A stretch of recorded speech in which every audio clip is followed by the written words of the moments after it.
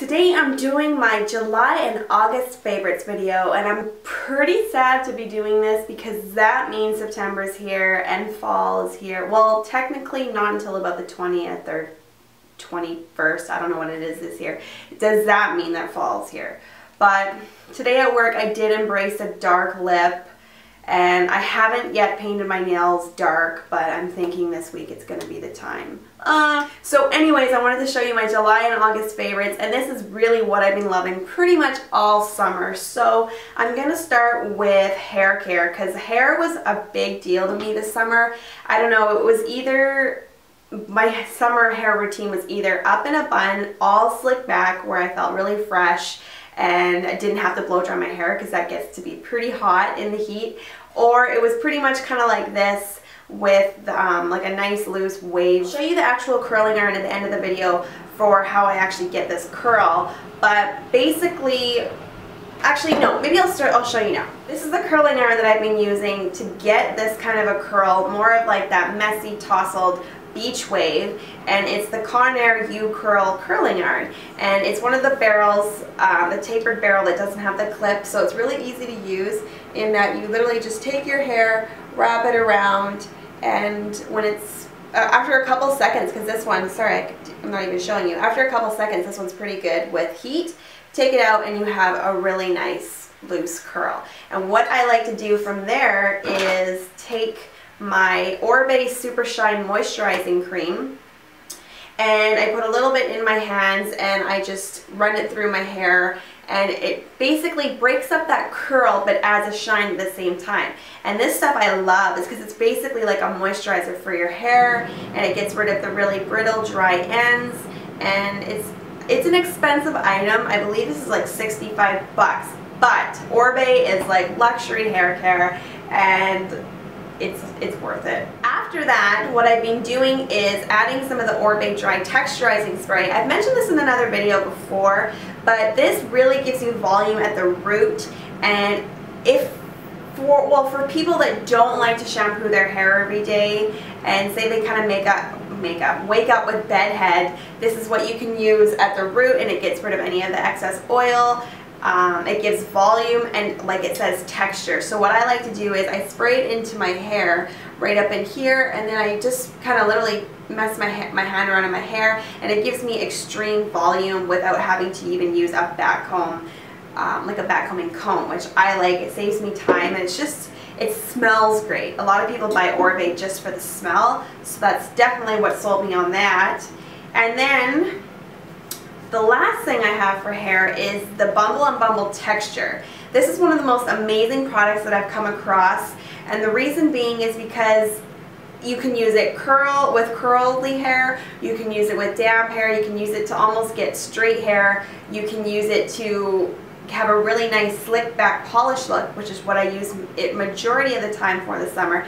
With my bun, you know I like to wear a big bun, so what I did was I put my hair up all in a nice tight bun, and then at the root, or right where we get those baby hairs, I would take a little bit of this, mix it into my hand and warm it up, and then just sweep it right back, and it really pulls all the hairs back, and I do it underneath as well, and it keeps that slicked, polished look. I don't know, this is one of my favorite products. I did another video with this with my curly hair video. I'll link that down below as well, but that's how I got my curly hair with this, with the diffuser. It's just one of the best products ever. If you can, research Bumble and Bumble Texture, BB Texture. I created it at New York Fashion Week a couple of years ago just because they wanted a product that was going to do a lot of hairstyles. Getting into makeup, I've been pretty crazy over Kevyn Aucoin lately. My go-to makeup is for like the finishing touches, pulling it together, getting that really finished makeup, I've gone to Kevyn Aucoin. I don't even know how to describe Kevyn Aucoin products to you. It's one of those products that you have to see for yourself, and once you do, it's like you can't go back. I've started using some of the highlight and contour, and since I can't really use any other to get that really chiseled look. That said, for contouring, I use the medium sculpting powder, and this is in the shade medium, and it's the perfect color for doing cheekbones, the nose. I even like to use it in my eye if I need to do a little bit more of contouring in the crease. It's just one of those superstar products that I think if you are professional or even personal in your kit, you gotta have it. Another one that I like to obviously pair it with is the Candlelight highlighter.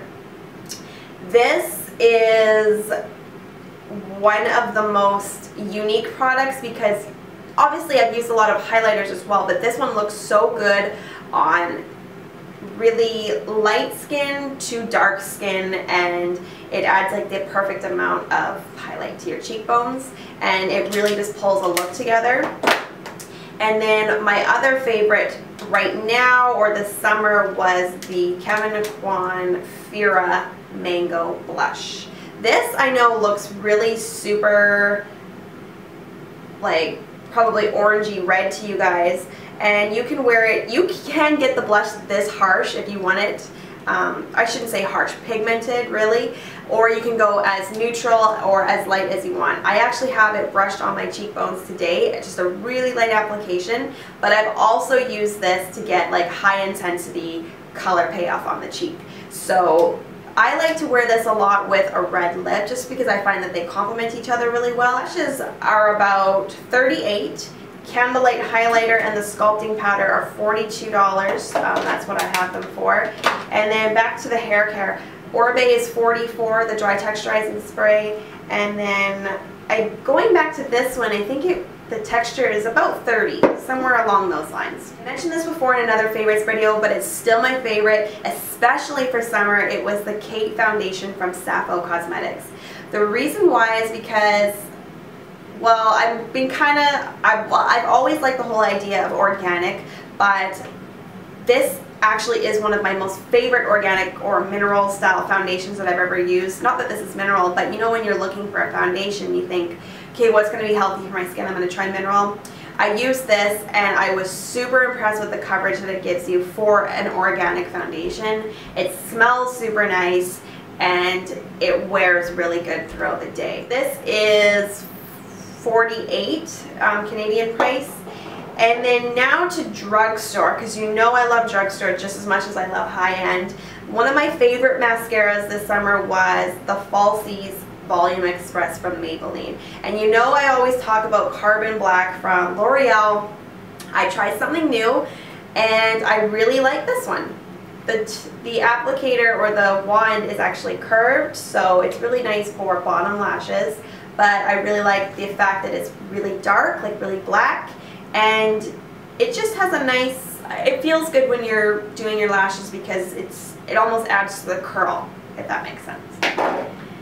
And then Essence eyeliner. I've used this one down to the tip, or down to the end now, I think.